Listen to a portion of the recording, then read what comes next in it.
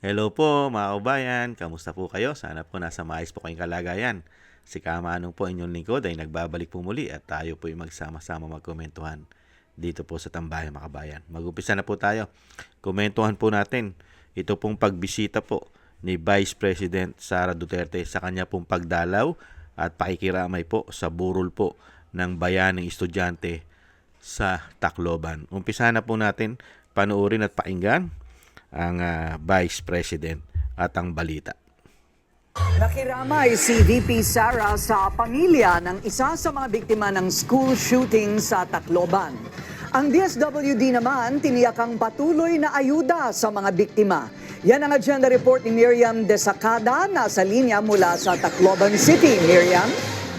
Kurina, binisita ni Vice President Sara Duterte ang lamay ni Chris Lawrence Fabian, isa sa mga namatay sa Tacloban school shooting na itinuturing bayani dahil sa pag-alay ng sarili para sa kaligtasan ng kanyang mga kaklase. Personal na hiniling ng nanay ni Chris na makausap si VP Sara kahit sa telepono lang. Pero sinurpresa sila ng bise sa pagpunta niya para makidalamhati. Kahit paano, ay naibsan daw ang nararamdaman ni Erbia Fabian sa pagdalaw ni BC. Unang BC, tiniyak naman ni DSWD Secretary Rex Gatchalian ang tulong para sa mga biktima ng trahedya. Magpapatuloy niya ang kanilang pag-alalay sa mga biktima at mga kaanak ng mga ito.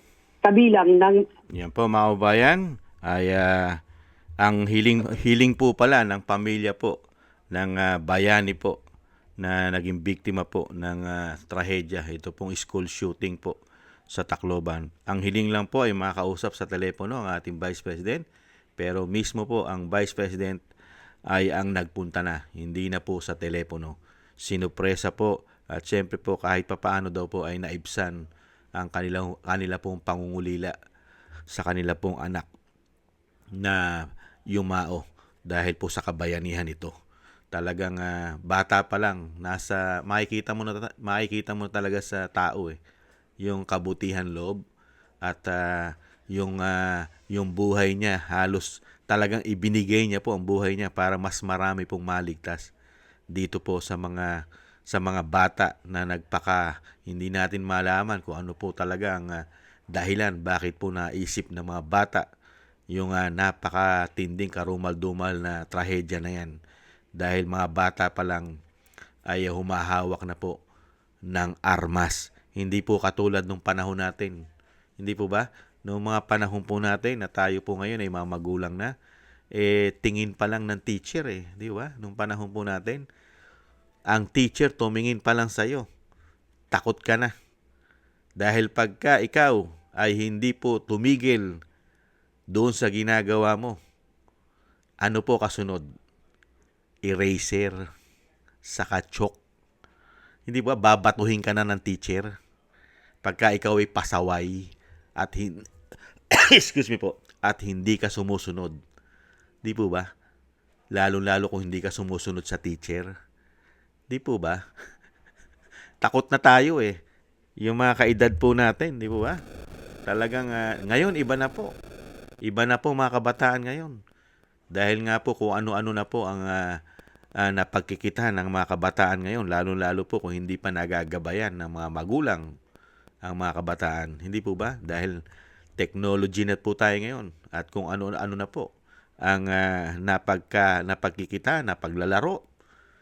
At syempre po, meron pang kalaban na bisyo na wag naman sana nalulong din ito sa pulburon. Kaya po, kaya nga yung sinasabi po ni Senator Robin Padilla, ay panahon na. Panahon na po na madisiplina at magkaroon po ng takot ang mga kabataan dahil hindi na po sila natatakot sa mga teacher.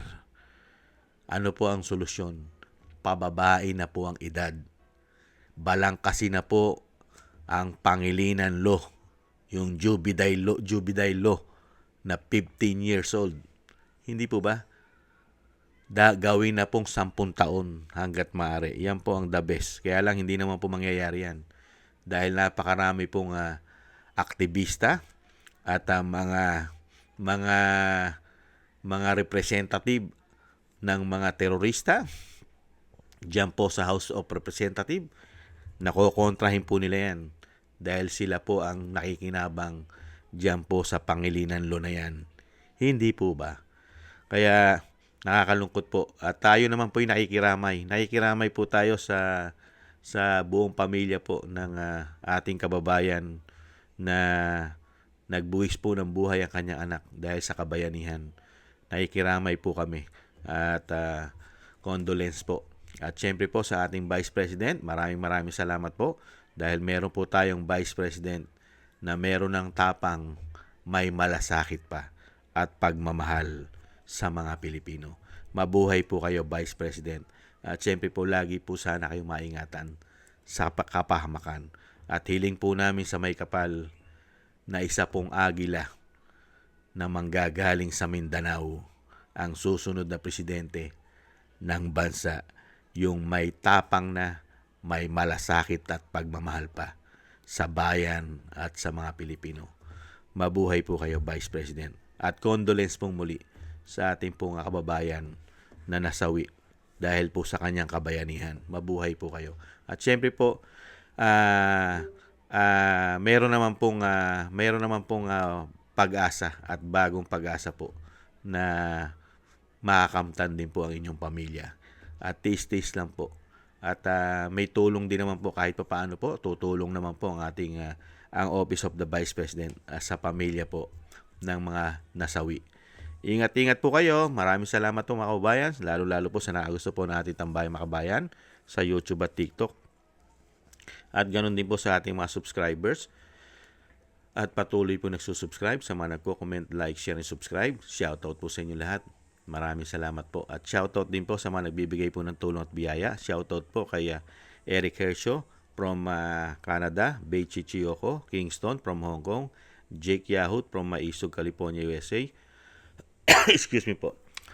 Gina Ray from Berlin, Germany, Julieta Silona from Sydney, Australia, Baby Roman at Ate Isa from Cagayan Valley, Jem Aris from United Arab Emirates, Jobelin Watanabe from Japan, ako si Pilam, Ani Jo, Chodorico Erguisa Jr., Arpel Villacorta, Wills Bubbles, Rosalina, Michelle Yamaguchi from Japan, Norma Garcia, Mary Natividad Blinden from Netherlands, Gayat Shena, Tatay Nick from Toronto, Canada, Nancy Lumampao, Balance Vision TV, Jesus Valdepena, Rolando Guerrero, Milayi, Felipe Shapno from Texas, USA, Rolando Timbol from Alberta, Canada, Ma'am LB at Sir Manny from North Miami, Florida, USA, Melchorita Espinosa from Orlando, Florida, USA, Arthur Estraniero from USA, Randy Crispino from Pasig, Frank Zamora from California, USA, at Romulo de Vinagracia from Bacolod City.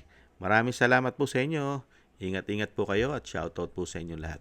God bless po sa inyong lahat. Tayo naman po, magtiis-tiis lang po tayo mga kabayan. Tiis-tiis lang po. Muli po, paalam. Bye-bye.